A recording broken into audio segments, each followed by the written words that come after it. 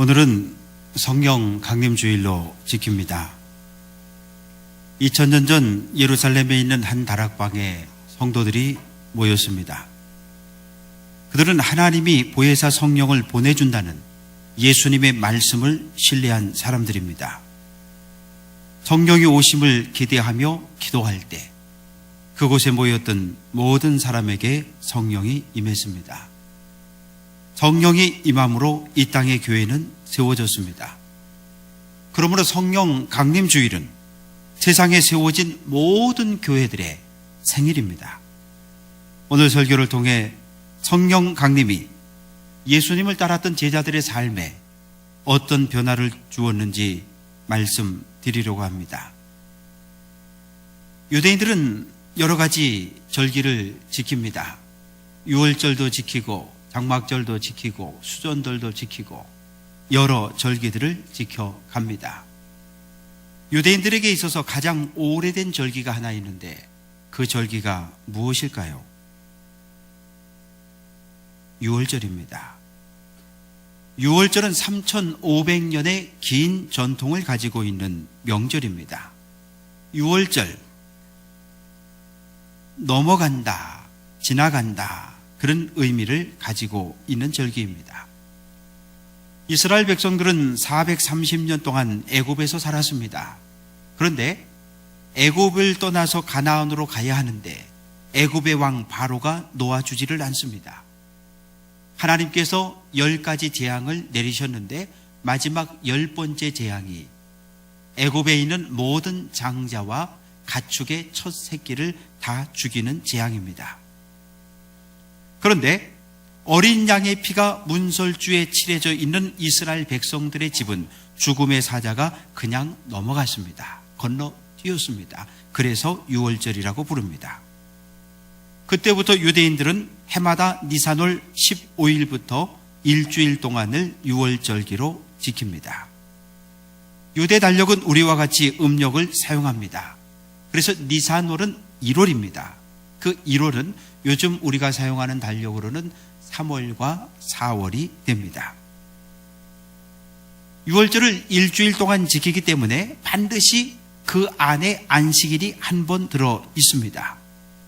유월절에 포함되어져 있는 안식일을 기준으로 해서 50일을 세면 오순절이 됩니다. 음력으로 보름달이 뜬 후 첫 주일을 기준으로 삼다 보니까 해마다 성령 강림 주일이 조금씩 날짜가 달라집니다. 2009년에는 5월 31일 날 지켰고 2010년에는 5월 23일 그리고 지난해에는 6월 12일을 지켰습니다. 올해 성령 강림 주일은 5월 27일입니다. 예수님은 6월절에 제자들과 함께 마지막 식사를 하십니다. 그리고 겟세마네 동산에 올라가셔서 기도하다가 체포당합니다. 밤새도록 이리저리 끌려다니면서 재판받고 고문받고 신문당하고 다음날 오전 9시 십자가에 달리십니다. 그리고 오후 3시에 운명을 하시지요. 그런데 그해 유월절은 바로 안식일과 연결이 되어졌습니다.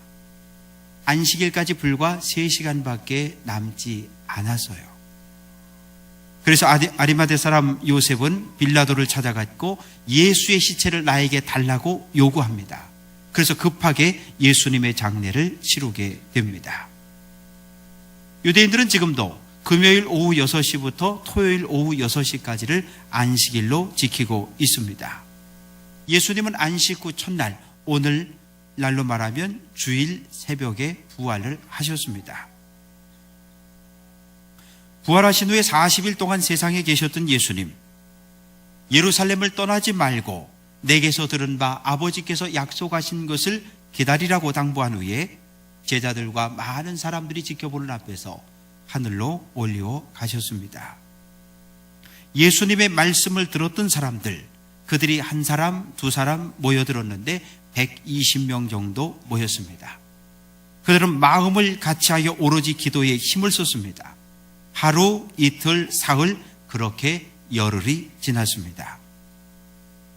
유월절은 예수님의 고난과 부활을, 오순절은 성령 강림과 교회의 탄생을 상징합니다. 오늘 본문은 오순절에 예루살렘에서 일어났던 사건을 배경으로 합니다. 그런데 무리들이 모였던 장소는 정확하지 않습니다. 사도행전 1장 13절은 다락방이라고 말하고 사도행전 12장 12절은 마가라 하는 요한의 어머니 마리아의 집에 가니 여러 사람이 거기에 모여 기도하고 있더라 말씀합니다. 만약 다락방과 마가의 어머니 마리아의 집이 동일한 장소를 말하고 있다면 마가 다락방이라고 불러도 틀린 것은 아니지요. 오순절이 되었습니다. 오순절 날이 임박했을 때 제자들, 무리들, 여인들은 한 곳에 모였습니다. 그러나 그들의 마음은 대단히 무겁습니다. 왜냐하면 예수님을 죽인 대제사장 그리고 서기관들로 인한 두려움이 그들의 마음을 짓누르고 있었습니다. 그들은 기도하며 오실 성령을 기다립니다. 예수님은 살아있을 때 성령에 대해서, 성령의 오심에 대해서 자주 말씀을 하셨습니다. 요한복음 14장 26절, 보혜사 곧 아버지께서 내 이름으로 보내실 성령, 이렇게 말씀하고, 사도행전 1장 5절, 요한은 물로 세례를 베풀었으나 너희는 몇 날이 못되어 성령으로 세례를 받으리라 말씀하셨습니다. 기다렸던 성령이 임했습니다.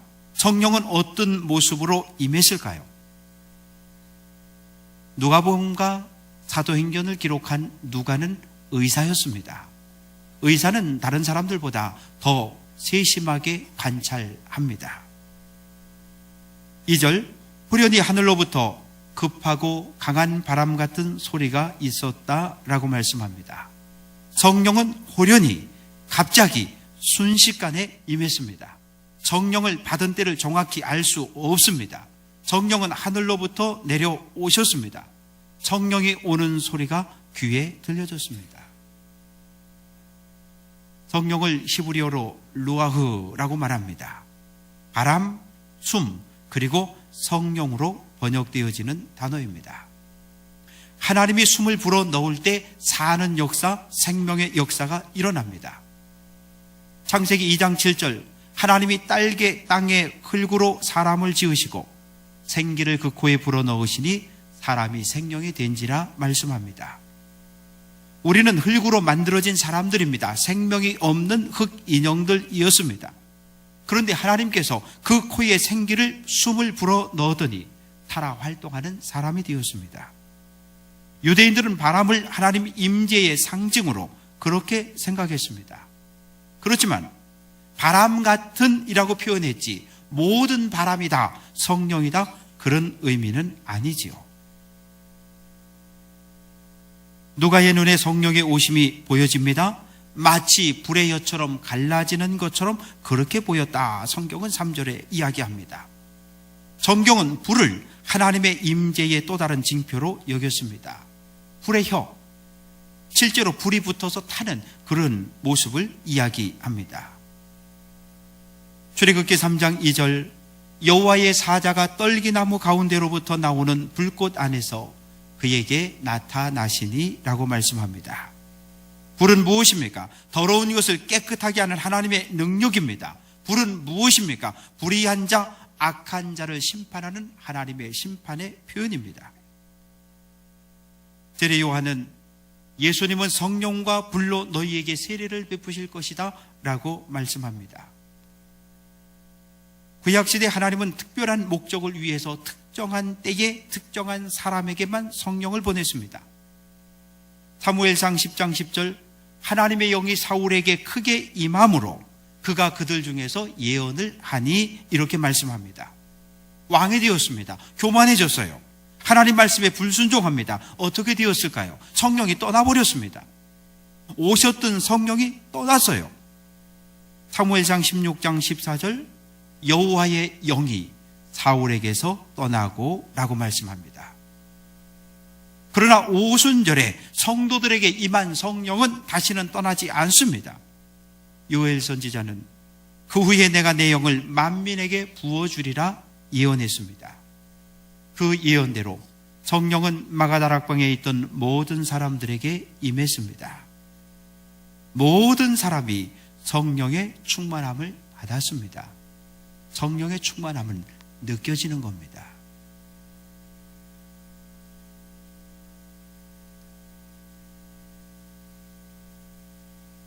제가 찬물을 마시면 제 몸이 시원한 것을 느끼지요. 따뜻한 커피를 마시면 내 몸이 따스함을 느낍니다. 눈에 보이지 않는 감기균이 내 몸에 들어가면 콧물이 나고 열이 나고 목이 붓고 내 몸이 반응을 합니다. 성령이 우리에게 임재하시면 우리의 삶에 놀라운 변화가 일어납니다. 내적인 변화가 일어나고 외적인 변화가 일어나서 주님 앞에 회개하고 눈물 흘려 죄를 고백하고 하나님의 말씀대로 살 것을 결단하고 잘못된 생활을 버리고 하나님의 말씀에 순종하는 삶을 살기 시작합니다. 충만하다. 무슨 뜻일까요? 컵에다 물을 부으면 절반 정도, 계속 부으면 가득 차고요. 더 부으면 차서 넘치기를 시작합니다. 충만하다는 말은 가득하다, 가득 찼다 그런 뜻입니다. 성령 충만함을 받았다 무슨 뜻입니까? 성령이 우리의 삶을 지배하고 주관한다 그런 뜻이지요. 하나님의 능력이 우리의 삶을 통해 밖으로 드러나기 시작할 때 우리는 성령 충만하다고 말합니다. 내 생각과 내 고집을 포기하고 하나님 말씀에 순종할 때 우리는 성령 충만한 사람이 됩니다. 예수님처럼 생각하고 예수님처럼 말하고 예수님처럼 행동할 때 우리는 성령 충만한 사람이 될 수 있습니다. 성령으로 충만해야 세상과 구별되어진 거룩한 삶을 살 수 있습니다. 에베소 5장 18절 성령으로 충만함을 받으라고 명령합니다. 어떻게 해야 성령의 충만함을 받을 수 있을까요? 유전 가사규라고 하는 한자 성어가 있습니다. 유전, 있을유, 돈전, 돈이 있다. 가능하다. 사자는 불일사자입니다. 그리고 귀자는 귀신 귀자지요. 무슨 뜻입니까? 돈이 있으면 뭘 부릴 수 있다고요? 귀신도 부릴 수 있다. 그런 뜻입니다. 세상에 돈이면 다 된다. 돈이면 안 되는 거 없다. 그렇게 말들을 합니다. 사도행전 8장에 나오는 마술사 시몬은 성령을 돈으로 살 수 있다고 생각했어요. 베드로와 요한이 사마리아에 있는 성도들에게 안수할 때 그들에게 성령이 내리는 것을 보았습니다. 시몬은 돈을 내어놓으며 이야기합니다. 이 권능을 내게 파십시오. 이 권능을 내게 주어서 내가 누구든지 안수하는 그 사람이 성령을 받을 수 있도록 그렇게 나에게 성령을 팔라고 이야기합니다. 그때 베드로는 내가 하나님의 선물을 돈 주고 살 줄로 생각하였으니 내 은과 내가 함께 망할지어다 라고 책망을 합니다. 성령은 하나님의 선물입니다. 4년 전으로 기억을 합니다. 주일 예배 설교를 준비하면서 선물을 하나 준비를 했습니다. 책을 한 권 예쁘게 포장을 하고 거기다 리본도 하나 이렇게 달았습니다.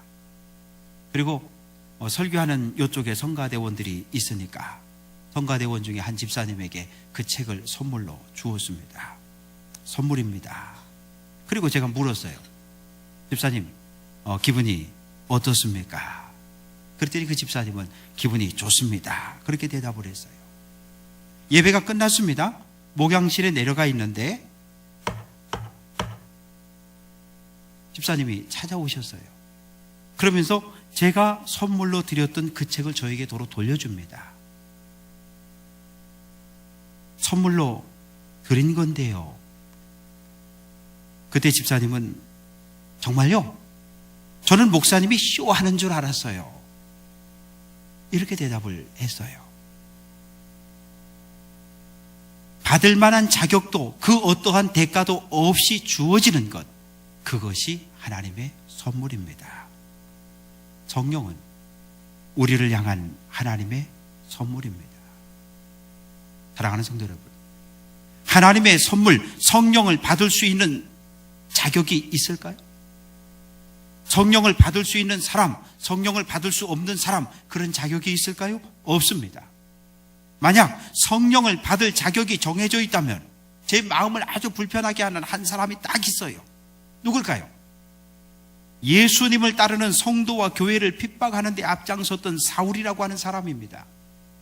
그는 예수 믿는 성도들을 체포할 목적으로 다메섹까지 달려간 사람입니다. 길 가다 부활하신 주님을 만났고 사흘 동안 보지 못하고 먹지 못하고 마시지 못했습니다. 그런데 아나니아가 그에게 안수했을 때 그는 보게 되었고 성령의 충만함을 받습니다.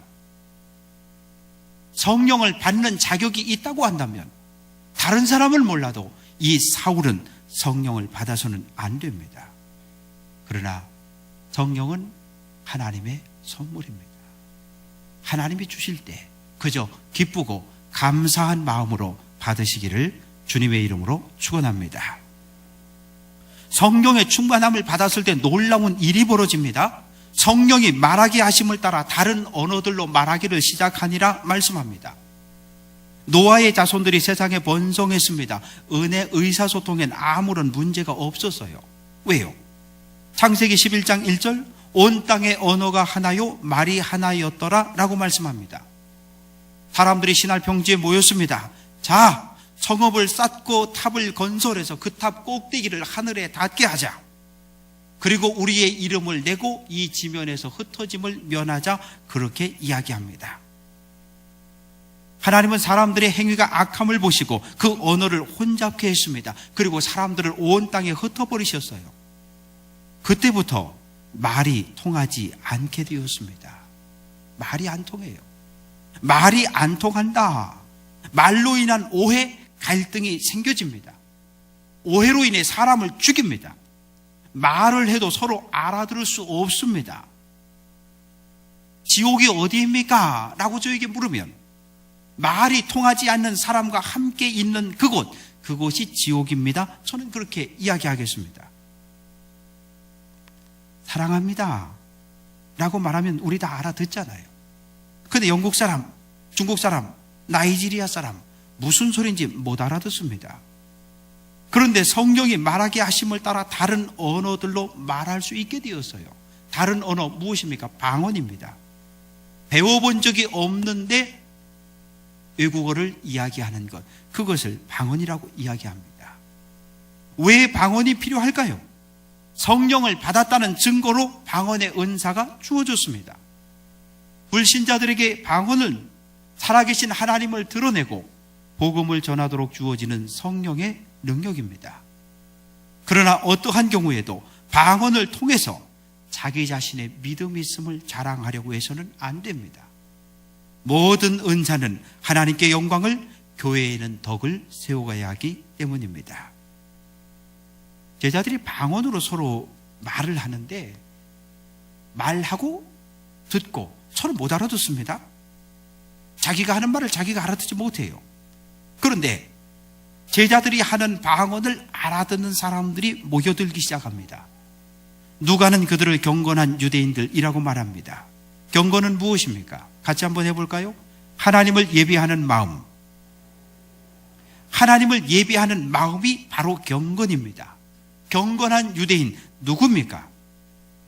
주전 586년 바벨론이 예루살렘을 공격합니다. 예루살렘을 공격하고 성을 무너뜨리고 함락시킵니다. 유대인들은 전쟁이 일어나자 애굽과 시리아 주변 나라로 다 피난을 갔습니다. 전쟁에 져서 전쟁 포로가 되어서 바벨론 제국 여러 곳에 흩어져 사는 유대인들이 생겨났습니다. 그들을 가리켜 디아스포라, 흩어진 유대인이라고 불렀습니다. 주전 538년 바사왕 고레스는 칙령을 내립니다. 전쟁의 패해 포로로 끌려온 유대인들은 예루살렘으로 돌아가도 좋다 칙령을 내립니다. 70년 포로 생활이 끝났습니다. 1차 스룹바벨, 2차 에스라, 3차 느헤미야의 인도로 많은 사람들이 예루살렘으로 돌아옵니다. 그러나 훨씬 더 많은 사람들이 바벨론 제국 여러 곳에 흩어져 살고 있습니다. 그들은 이방 땅에 살고 있지만 율법을 철저하게 지켰습니다. 유월절이 다가오면 예루살렘까지 와서 절기를 지키고 다시 돌아갈 정도로 신실한 믿음을 가지고 있었습니다. 누가는 그들을 가리켜 경건한 유대인들이라고 말합니다. 예루살렘에 머물고 있던 경건한 유대인들이 방언을 듣고 한 사람 두 사람 모여들기 시작합니다. 아마 이것으로 보아서 마가 다락방은 사람들의 왕래가 많은 길가에 위치했던 것으로 짐작이 되어집니다. 성령을 받은 제자들, 자신들이 살고 있는 나라의 언어로 말하는 것을 듣고 그들은 당황했습니다. 눈앞에 벌어진 일들을 인해서 입을 다물지 못하는 큰 충격을 받습니다. 그들은 두 가지 질문을 던집니다. 첫째, 보라, 이 말하는 사람들이 다 갈릴리 사람들이 아니냐라고 묻습니다. 예루살렘에 사는 사람들, 갈릴리 사람들은 무식한 사람 취급했습니다. 촌놈 취급을 했어요. 오죽하면 나다나엘은 나사렛에서 무슨 선한 것이 날 수 있겠느냐 그렇게 이야기합니다. 촌놈, 갈릴리 사람들이 로마어를 이야기하고 애굽어를 이야기하고 아라비아어를 이야기하고 도저히 이해할 수 없었습니다. 두 번째, 우리가 우리 각 사람이 난 곳 방언으로 듣게 되는 것이 어찌 됨이냐라고 묻습니다. 9절부터 11절까지 15개 나라의 이름이 등장을 합니다. 오늘날 지도를 놓고 보면 터키, 이라크, 로마와 사우디아라비아, 그리고 이집트까지 유럽과 중동 지역 전체입니다. 그렇다고 한다면 마가 다락방에 모여있던 제자들은 적어도 15개 나라 이상의 언어로 방언을 하고 있습니다. 여러 나라에서 온 사람들, 그들은 대부분 디아스포라 유대인들입니다.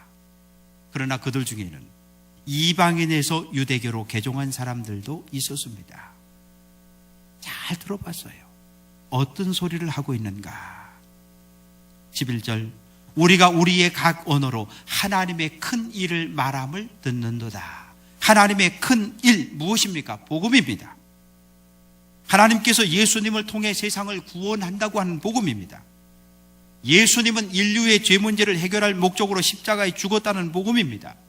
죽은 예수를 하나님이 살리셨다는 복음입니다. 하나님이 제자들에게 성령을 부어주신 목적은 무엇입니까? 바로 복음 전파에 있습니다. 하나님이 하신 일들을 찬양하기 위함입니다.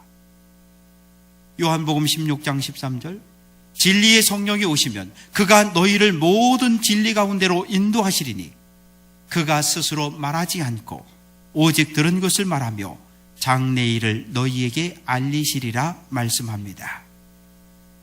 그들은 놀랐고 서로 얼굴을 마주보며 이 어찌된 일이냐고 묻습니다. 방언을 말하는 소리를 듣고도 부정적으로 생각하고 의심하는 사람들이 있었습니다. 그들은 제자들이 새술에 취했다고 그렇게 조롱합니다. 새술은 무엇입니까? 이제 막 담근 포도주를 말합니다. 불신자들은 성령의 역사로 일어나는 기적을 인정하지 않습니다. 그런데 믿음이 없어 하는 말이니까 그들을 탓할 필요는 없습니다. 정신과 의사들에게 방언이 무엇입니까? 라고 물어보세요.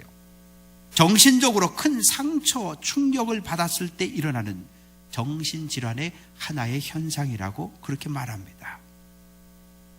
우리도 믿음을 갖지 않았을 때는 하나님의 역사를 믿지 않았고 교회와 성도들을 부정적인 눈으로 바라보았습니다. 그러나 그 자리에 긍정적인 눈으로 보는 사람들도 있었습니다. 그들은 하나님의 역사하심이 어떻게 전개될 것인가 기대하는 마음으로 그들을 바라보고 있습니다. 사랑하는 성도 여러분, 교회 밖에 있는 사람들로부터, 주변 사람들로부터 당신 어떻게 된 거야? 라는 질문을 받으시기를 부탁을 드립니다. 당신이 변한 이유가 무엇입니까?